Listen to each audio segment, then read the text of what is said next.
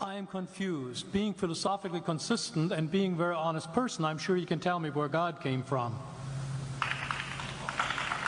And in addition, once you've told me where God comes from, please try to clarify how you can figure that a spiritual force can have an impact on a material universe to create it.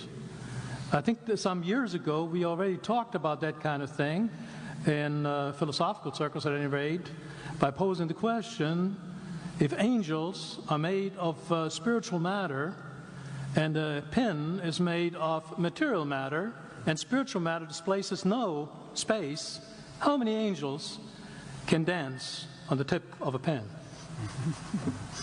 I have a sense of sort of reversal experience here, but please do, go ahead.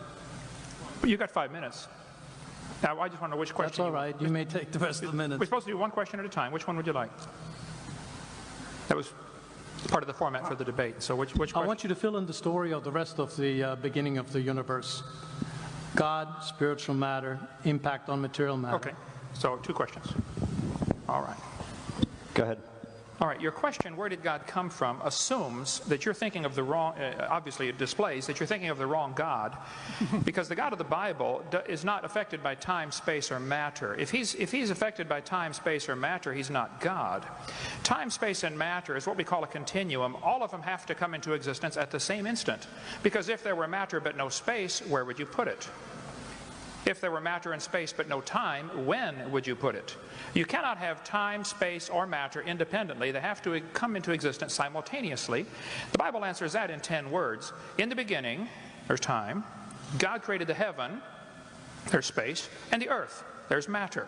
So you have time, space, matter, created a trinity of trinities there. Just, you know, time is past, present, future. Space has length, width, height. Matter has solid, liquid, gas. You have a trinity of trinities created instantaneously. And the God who created them has to be outside of them. If he's limited by time, he's not God. The guy who created this computer is not in the computer. He's not running around in there changing the numbers on the screen, okay?